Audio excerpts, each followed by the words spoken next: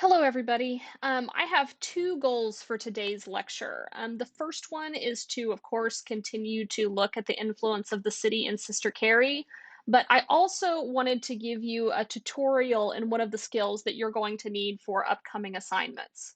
I'll say, first of all, that some of what I'm going to demonstrate for you today might be familiar for some students.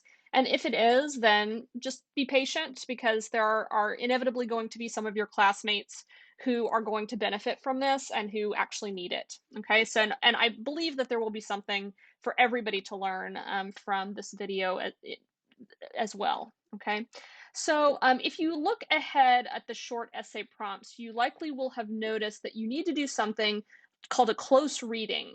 And you might be wondering what exactly it is and what I mean by close reading. So, in this lecture, I'm going to give you a demonstration of close reading, as well as how you can go from making observations about a passage of text to writing a thesis-driven essay about it. So let's start with a definition. You can actually find a pretty good definition of close reading in Wikipedia.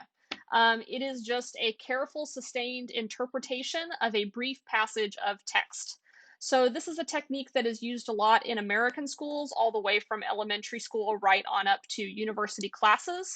And you may have learned to do something very much like this in Russian schools as well. But I'm going to explain what we mean by it when we use it as an American teaching technique and why it is that it's emphasized so heavily. So, the main reason we teach close reading is because it helps to strengthen reading comprehension or your ability to understand what you have just read. And it does this by encouraging you to look very closely at elements of a text, such as precise language choices, the structure of a sentence, the text's internal logic, how one idea flows into the next.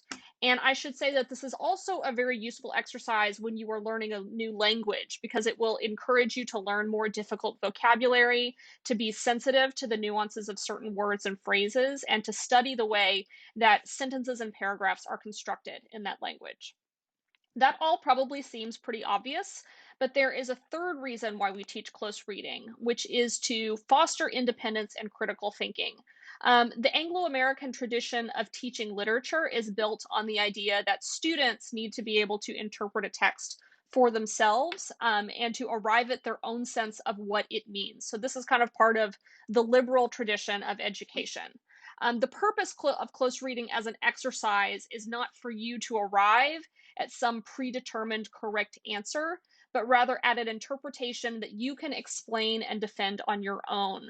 So your classmates may have their own interpretations, a slightly different interpretation of a passage. And we can have a discussion or a debate about which interpretation helps us understand the text better, about which one is more useful. But the point is that you should be able to do it yourself. Okay, I'm not looking for one single correct answer.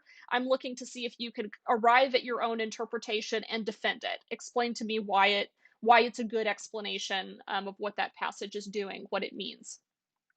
So for that reason, there also isn't really one single method for close reading. Rather, you kind of learn by example. So I'm going to do that here today. I'm going to provide you an example of close reading and then invite you to give this a try in our online forum discussion. So the passage that I'm going to be analyzing occurs almost exactly in the middle of chapter 18. And this is where Carrie is getting ready for her acting debut. And the passage reads, "The flare of the gas jets, the open trunks suggestive of travel and display, the scattered contents of the makeup box, rouge, pearl power whiting, burnt cork, India ink, pencils for the eyelids, wigs, scissors, looking glasses, drapery, in short, all the nameless paraphernalia of disguise, have a remarkable atmosphere of their own. Since her arrival in the city, many things had influenced her, but always in a far removed manner. This new atmosphere was more friendly. It was wholly unlike the great brilliant mansions which waved her coldly away, permitting her only awe and distant wonder. This took her by the hand kindly, as one who says, 'My dear, come in.' It opened for her as if for its own. She had wondered at the greatness of the names upon the billboards, the marvel of the long notices in the papers, the beauty of the dresses upon the stage, the atmosphere of carriages, flowers, refinement. Here was no illusion. Here was an open door to see all of that. She had come upon it as one who stumbles upon a secret passage, and behold, she was in the chamber of diamonds and delight." Okay, so we begin by kind of making some observations about this passage, or at least that's how I would begin. And the first thing we should take note of here is the perspective and the voice of the narrator, as this is all again in the voice of the narrator. We don't have any of Carrie's speech here. This is just the narrator talking to us. So Dreiser uses a narrative technique called free indirect discourse, or sometimes also free indirect speech, which is when you have an omniscient narrator, meaning a narrator who knows everything, whose knowledge is not limited, um, who is able to enter the consciousness of any character and describe their thoughts.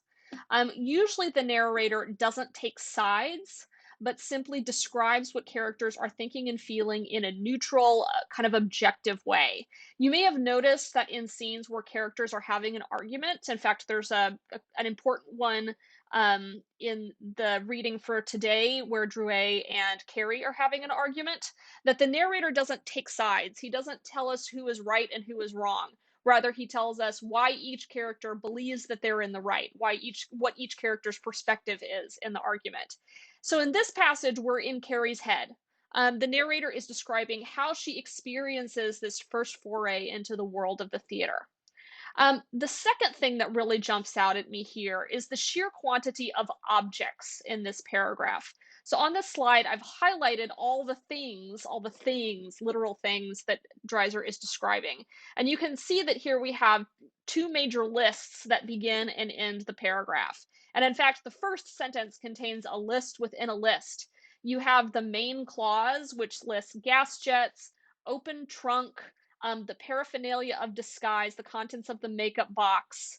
And within that clause, we then have the subordinate clause that's set off by dashes, which further lists the contents of the makeup box, the nameless paraphernalia of disguise, rouge, pearl powder, whiting, etc. So we have a list within a list, which is kind of extraordinary if you look at just how complicated this sentence is and how many things there are in this sentence. Then at the end, we have again, another list of names on billboards, long notices in the paper, beauty of dresses, atmosphere of carriages, flowers, refinement, etc. Okay. So this is something that Dreiser does a lot, where he just lists a whole bunch of things, a whole bunch of objects. This is a very thingy kind of book. This is a book in which we pay a lot of attention to small, non-human things. And he gives us this long list of stuff, and then, moreover, he grants abilities to the stuff that we typically would not attribute to inanimate objects. So, for example, note that the word atmosphere is repeated 3 times in this single paragraph, which might appear a little bit repetitive, but it's used in this slightly eccentric way. First, it is attributed to all the objects in this first list. That all these things, all the stuff in the makeup box, all the stuff that's surrounding Carrie while she's sitting there preparing for her role, um, all of this stuff creates an atmosphere, a remarkable atmosphere. They all come together to create some kind of mood or influence. Then, in the second case, the word atmosphere serves to contrast Carrie's earlier experiences in the city with this new atmosphere of the theater, which he says is more friendly. And finally, we have this attribution of atmosphere to carriages, which, based on the context, I think we're supposed to imagine kind of the hustle and bustle of carriages pulling up to the theater doors to let audience members out, and all of the fine clothes and all of the atmosphere of richness, of luxury, of pleasure, indulgence, etc. So in addition to this, Dreiser also frequently grants agency to objects. They act and they speak, and here we see it in the middle of the paragraph where it, which I suppose is this atmosphere, took her by the hand kindly, as one who says, "My dear, come in." It opened for her as if for its own. This gives us yet another example of Carrie being acted upon by the environment around her, being acted upon by the city, even, which, to follow the logic of this reading, appears here as an accumulation of objects and not, interestingly enough, as people. For Dreiser, a city is its things and not necessarily the human inhabitants, which is kind of interesting. Okay, so I'm closing in on a reading of this passage in which it appears that objects have more agency than people, and I think that this is pretty consistent with Dreiser's overall interpretation of naturalism. So I explained naturalism a little bit during our class on Monday. But let me kind of remind you here of what it is. Literary naturalism was a largely Western European and Anglo American phenomenon associated with figures like French novelist Émile Zola on the left and American journalist and novelist Frank Norris on the right. It's sometimes thought of as a branch of literary realism, arriving after the Romantic period starts to abate in the late 19th century, but in many ways, it is also a reaction to some aspects of realism. So here's kind of a timeline of some different literary periods, kind of the classical period that ends in the mid 18th century, followed by Romanticism, which is a reaction to classicism, followed by realism and naturalism, which are a reaction to Romanticism. The ideal of realism is the idea that literature should be predominantly concerned with life as it is and should reject supernaturalism and sentimentality of the Romantic era.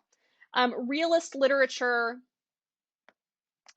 um, tended to concern itself with familiar, banal activities, so just the things that people do regularly throughout the day, and not the kind of heroic fantasies that were popular earlier in the 19th century. So, to the left is a novel by Henry James, who is considered to be one of the preeminent Anglo American realists.